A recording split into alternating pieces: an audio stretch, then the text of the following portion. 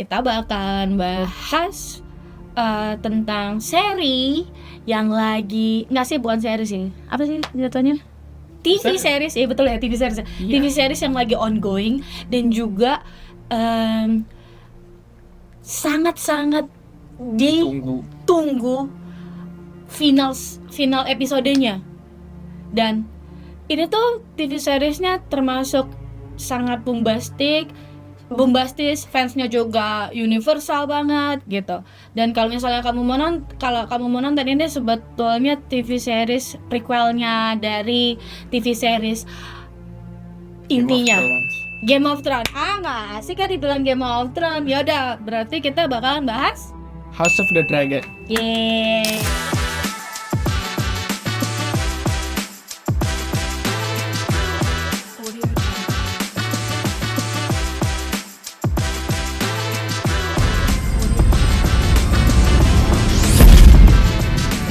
Halo, nama aku Bana dan aku suka nonton film, apalagi kalau filmnya film horor.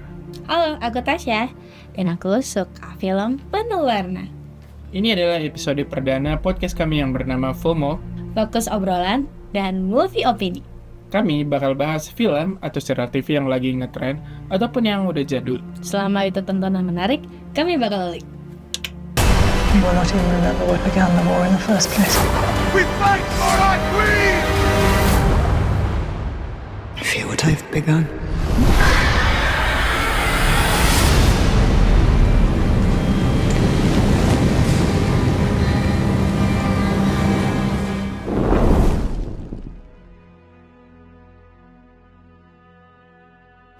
Kamu dong, kamu yang ini suka sama Game of Thrones, sepain Game of Thrones. Ya, jadi House of the Dragon itu ceritanya tentang prequelnya Game of Thrones. Ceritanya tentang dimana dinasti Targaryen itu masih berjaya, masih memerintah Seven Kingdom, dan masih banyak naga berkeliaran deh. Di naganya itu belum punah ceritanya. Jadi kalau di Game of Thrones itu naganya udah banyak yang punah gitu. Nggak, soalnya kan kalau aku nggak terlalu ngikutin. Bukan nggak terlalu ngikutin, memang aku nggak nonton Game of Thrones, cuman aku nonton House of the Dragon season 1 sampai season 2. Jadi waktu ketika di Game of Thrones nggak ada naganya lagi atau gimana? Perasaan emang ada deh si Daenerys yang Dracarys. Ada. Iya, emang ada, tapi waktu itu kan ini aku spoiler nggak apa-apa ya. Jadi di season 1 itu kan ceritanya Daenerys lagi nikah sama Khal Drogo yang dari kaum Dothraki, dan dia ada dikasih hadiah pernikahan itu 3 telur naga, tapi itu udah lama banget gak menetas, jadi dikira itu nggak bakal pernah menetas. Tapi entah kenapa, karena Daenerys itu pakai magic, jadi itu udah telurnya itu bisa menetas akhirnya di season finale season 1-nya. Pasti susah banget soalnya. Nah, ya berarti House of the Dragon itu soal keluarga Targaryen yang udah musnah. Kalau aku lihat ya House of the Dragon itu tentang dinastinya Targaryen, benar yang dibilang dia, terus di mana jaya-jayanya Targaryen dan di mana mereka tuh dianggap sebagai dewa karena satu-satunya house yang bisa menguasain 7 kingdom ya. Ya, yang dianggap bisa menyatukan Seven Kingdom itu ya seorang Targaryen. Terus juga karena itu juga kalau nggak salah dibilangnya nenek moyangnya Daenerys lah. Nah ini nih nenek buyut-buyutnya Daenerys tuh ini gitu ya nggak sih? Ya, dan ini cerita House of Dragon itu fokusnya lebih ke Targaryen. Ya, Targaryennya. Kayak Dracarys lah.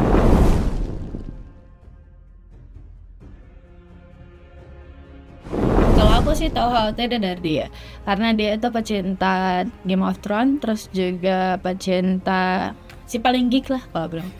Aku tahunya halnya dari dia karena dia tuh selalu ngasih tahu kayak tahu nggak, jadi kayak gini terus di Game of Thrones ini terus di Stark ada Boromir loh, terus di ini ada Argus Fletch. Di Game of Thrones ada Ed Sheeran loh. Semua udah kasih tahu sama aku. Fuck lah this. Akhirnya aku nonton House of the Dragon gara-gara dia. Keadaan FOMO. Enggak. Karena aku ada suatu project, terus aku harus memaksa nonton film-film kolosal Dan kebetulan House of the Dragon itu kan lagi ongoing. Jadi enak banget kalau misalnya nonton itu yang lagi ongoing, bukan yang lagi nggak ongoing. Jadi kan sama-sama hype-nya enak dong. Nah kalau engkau nggak mungkin lah bilang aku tahu dari Game of Thrones ya, iya. Ya emang iya. Ya karena kan udah diumumin sama HBO kan setelah Game of Thrones tamat, terus bakal bilang bakal ada spin-off tentang dinasti Targaryen. Tapi ini nggak spin-off sampai season 2 men. Katanya sampai season 4. Mana ada namanya emang kalau spin-off itu langsung dibuat kayak season 4. Orang masih spin-off mah nggak kayak gitu ya.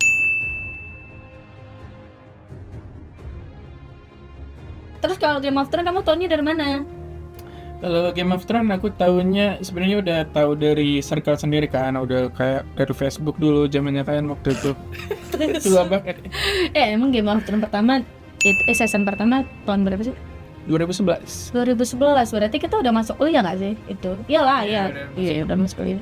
Iya, aku awalnya taunya itu kan dari Bayu, teman kuliah kayak kita kan. Cool.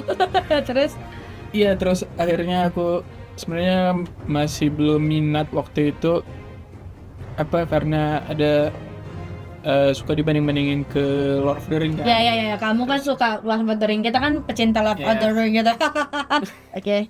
Ya terus aku kayak ngerasa risih kayak ada suatu cerita fantasi dibandingin ke Lord of the Rings, jadi oke udah langsung duluan ilfil.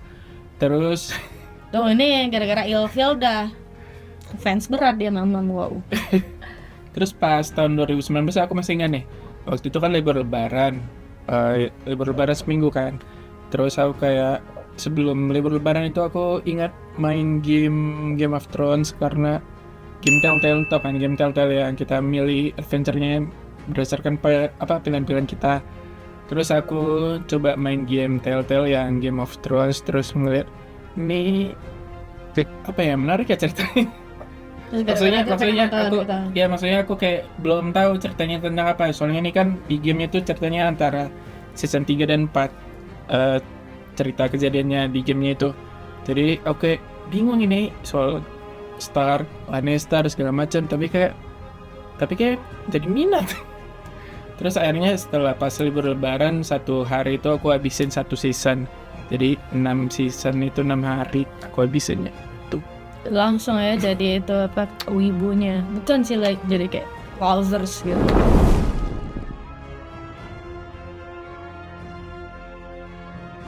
Jadi aku beberapa hari yang lalu itu baru selesai nonton season 1 dan reaksi aku begini.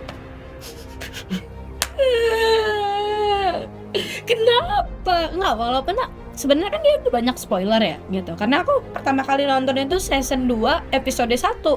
Jadi kayak, ini apa sih yang kejadian gitu kan? Karena aku belum nonton season pertamanya, terus berasa kayak banyak banget missing partnya. Nah ketika aku udah nonton yang season 1 dan juga udah menyelesaikan, aku langsung kayak, harusnya ya dia berapa episode sih? 10 ya? 10. Seharusnya di episode 9 atau 8 yang pokoknya mereka makan bareng-bareng tuh, keluarga Targaryen.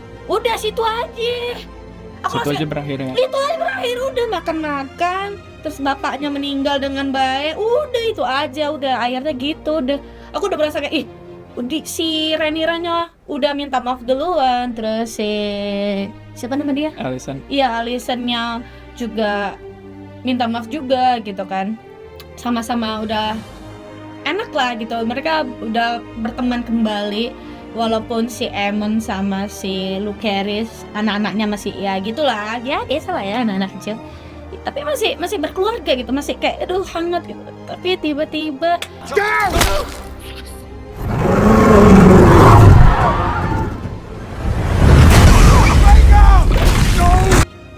Ikaw?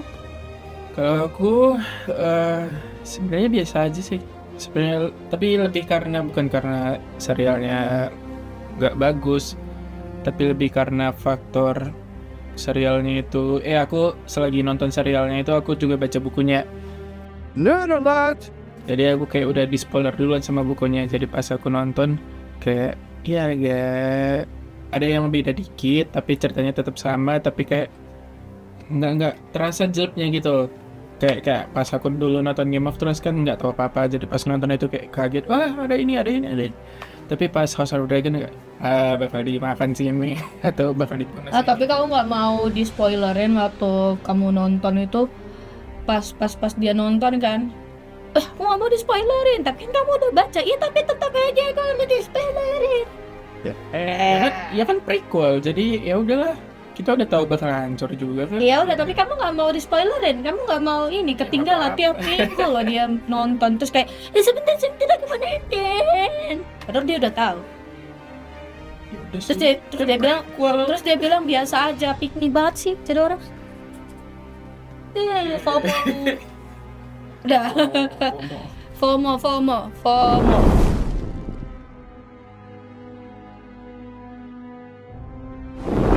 Aku suka banget sama subplotnya, ceritanya keluarga Velaryon, house-nya Velaryon gitu. Karena mereka termasuk salah satu pure blood dan tapi mereka menguasai lautan. Apa sih yang ada di lautan itu sampai mereka itu kayak terisolasi? Kalau menurut aku tuh mereka tuh terisolasi gitu loh. Maksudnya mereka berbeda sendiri gitu, kayak punya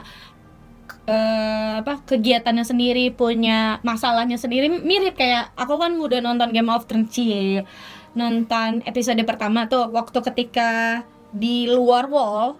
Itu kan ceritanya kayak bisa dibilang itu subplotnya gitu kan. Itu subplotnya keluarga Stark gitu kan. Di luar dari King's Landing itu namanya subplot. Iya kayak gitu loh. Udah tonton aja sampai habis. Ya udah kamu. Ya kalau subplot, aku kalau season 2 ini tertariknya itu sama Daemon lagi ke Harrenhal nyari allies baru buat Rhaenyra. Nah di situ kan dia lagi Dilema. di dalam kastil gitu. Jadi dalam kastil itu dia kayak dihantui sama vision gitu, kayak dia dihantui sama Rhaenyra yang masih remaja. Terus dia kayak ngerasa kayak ditekan kalau dia memanipulasi istri-istrinya yang sebelumnya atau yang sekarang. Jadi itu kayak pendalaman karakter dia yang menarik, aku bilang. Tapi banyak juga fans yang yang ngasih meme gini, do something crime dong gitu. Karena bisa dibilang itu subplot yang agak sedikit bosenin ya, karena mereka pada ngeliat Daemon itu kan suka bertarung gitu kan, suka tiba-tiba bunuh sendiri, terus tiba-tiba dia jadi kayak galawers banget gitu. Nah kalau aku sih suka subplot di season 2 itu, aku suka subplotnya si anjing mana? Itu loh yang ditendang. Gimana keadaannya sekarang? Coba, gimana saat dia setelah walaupun tuannya mati kan, tapi dia tetap ikutin tuh anjingnya, diikutin. Nah, kelanjutannya gimana gitu loh? Kita tuh memperdulikan si anjing itu gitu loh. Udah ditendang dia mirip banget sama itu loh, siapa? Snowy di Tintin. Oh. Ya kan? Mirip loh. Tapi kamu belum. Nggak, sok tahu kamu diam. Nggak, oke, Nggak, lanjut. soalnya- Shh, diam.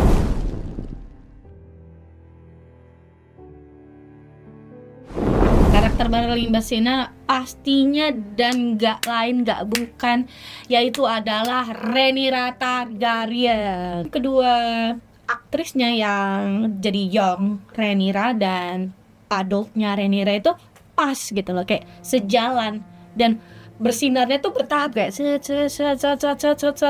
apalagi waktu ketika dia dijadiin Queen Black dan wow, standing applause. Dan karakter bersinar kedua adalah antagonisnya, yaitu adalah Alicent Hightower. Dari si Alicent itu kan kalau bisa dibilang dia waktu kecil itu kayak redup ya, karena nggak ada yang dengerin dia, terus dia memang maksudnya lady banget gitu, terus tiba-tiba dijadiin istrinya Viserys, dia dijadikan queen, terus dia jadi harus merawat anak-anaknya, harus melahirkan anak-anak, harus look after masyarakatnya.